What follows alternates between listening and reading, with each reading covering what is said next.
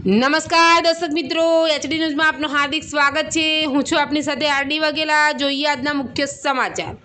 દીકરીના ઘરે પહોંચી માતાને શિક્ષણનું મહત્વ સમજાવી પ્રભારી મંત્રી શ્રી પ્રફુલ્લ પાનસેરિયાએ દીકરીને પુનઃ શાળામાં પ્રવેશ કરાવ્યો।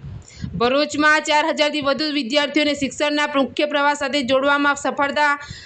મંત્રી શ્રી પ્રફુલ્લ પાનસેરિયાએ ભરૂચ શુક્રવાર રાજ્ય સરકારના બેક ટુ સ્કૂલ અભિયાન અંતર્ગત સમરસ સેતુ વિદ્યા અભિયાન હેઠળ ભરૂચ જિલ્લામાં શિક્ષણ વિભાગ દ્વારા નોંધપાત્ર કામગીરી કરવામાં આવી છે। વિવિધ કારણોસર ધોરણ 1 થી 12 વચ્ચે અભ્યાસ છોડી ચૂકેલા આશરે 4000 દીકરા દીકરીઓને પુનઃ શિક્ષણના મુખ્ય પ્રવાહ સાથે જોડવામાં સફળતા મળી।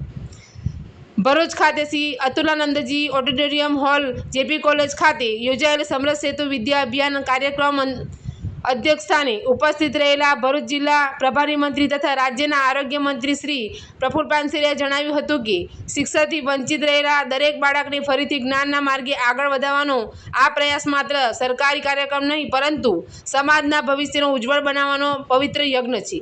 કાર્યક્રમ પૂર્ણ થયા બાદ મંત્રીશ્રીએ ભરૂચ શહેરની અંબે માતા વિદ્યાલયમાંથી શૈક્ષણિક વર્ષ 2024-25 બાદ ધોરણ 8 પછી અભ્યાસ છોડી દીધેલ દીકરી હિરલબેન દિનેશભાઈ મીરના નિવાસસ્થાને રૂબરૂ મુલાકાત લીધી હતી।